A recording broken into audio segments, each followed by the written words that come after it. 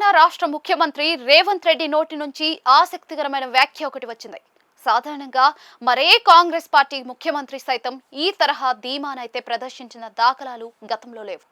అందుకు భిన్నంగా ఆయన తన గురించి తాను చెప్పిన వైనం రాజకీయ వర్గాల్లో కొత్త చర్చకు తెరతీసేలా మారింది.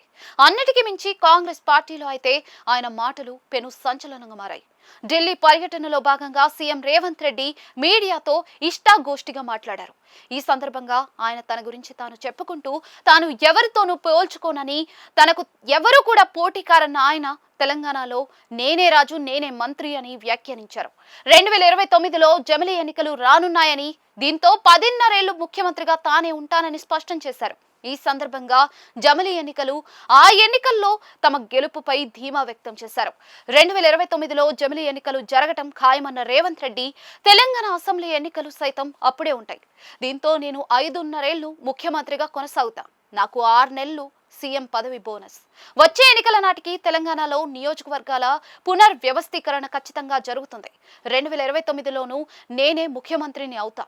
రాష్ట్రంలో 10.5 ఏళ్లు ముఖ్యమంత్రిగా ఉండి రికార్డును సృష్టించబోతున్నా. 2027 వరకు జిల్లాల పెంపు ఉండదు అని స్పష్టం చేశారు. ఇదంతా ఒకెత్తైతే ఎన్టీఆర్ కు భారతరత్న ఇవ్వాలన్న డిమాండ్ తో పాటు ఎన్టీఆర్ విగ్రహాన్ని హైదరాబాద్ లో ఏర్పాటు చేసే అంశంపై ఆయన ఆసక్తికరమైన వ్యాఖ్యలు చేశారు. ఎన్టీఆర్ కు భారతరత్న అవార్డు ఇవ్వటంపై తన మద్దతు ఉంటుందంటూ, త్వరలోనే హైదరాబాద్ లో ఎన్టీఆర్ విగ్రహం ఏర్పాటు చేస్తాం. ఎన్టీఆర్ జాతీయ నాయకుడు, ఆయన ఏ ఒక్కరి సొత్తు కాదు, జాతీయ సొత్తు. ఎన్టీఆర్ కు భారతరత్న ఇవ్వాలని నేను వ్యక్తిగతంగా డిమాండ్ చేస్తున్నా.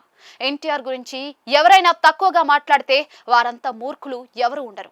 జూబ్లీహిల్స్ ఎన్నికల్లో ఇచ్చిన హామీ మేరకు ఎన్టీఆర్ విగ్రహాన్ని ఏర్పాటు చేస్తాం. పార్లమెంట్లో ఎన్టీఆర్ విగ్రహం పెట్టిందే కాంగ్రెస్ పార్టీ అంటూ తాను చేస్తున్న పని పార్టీ వ్యతిరేక వైఖరి ఎంత మాత్రం కాదన్న విషయాన్ని ఉదాహరణతో చెప్పడం గమనార్హం. కవిత కొత్త పార్టీ గురించి చెప్పేదేమీ లేదన్న సీఎం రేవంత్ రెడ్డి, కేసీఆర్, కేటీఆర్, హరీష్, కవిత ఒక్కటేనని, వాళ్ళు ఆడేవన్నీ కూడా డ్రామాలేనని ఆరోపించారు. మూసీ ప్రక్షాళన, మెట్రో ప్రాజెక్టులకు కేంద్ర ప్రభుత్వం మద్దతు ఇవ్వటం లేదన్న రేవంత్, దేశంలో ప్రభుత్వ రంగ సంస్థల్ని అమ్ముకోవటమే చూసాం, కానీ మేం మెట్రో ప్రాజెక్టును L&T నుంచి కొనుగోలు చేశాం అని వ్యాఖ్యానించారు.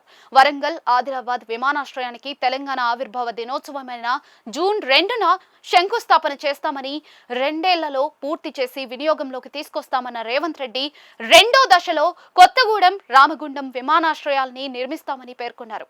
కాళేశ్వరంపై విచారణ ఎంతవరకు వచ్చిందన్నది కేంద్ర మంత్రి కిషన్ రెడ్డి, బండి సంజయ్లు చెప్పాలన్న సీఎం రేవంత్ రెడ్డి, కాళేశ్వరం కేసును సిబిఐకి అప్పగిస్తే 48 గంటల్లో కేసీఆర్ ను అరెస్ట్ చేస్తామని కిషన్ రెడ్డి చెప్పారు. కాళేశ్వరంపై విచారణ చేపట్టాలని సిబిఐ డైరెక్టర్ కు లేఖ రాశాం. అదే కాపీని హోం సెక్రటరీకి జత చేశాం.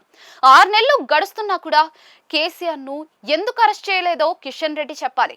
తెలంగాణ రాసిన లేఖను సిబిఐ డిఓపిటికి రిఫర్ చేస్తూ ఉంది. డిఓపిటి ప్రధానికి పంపుతుంది.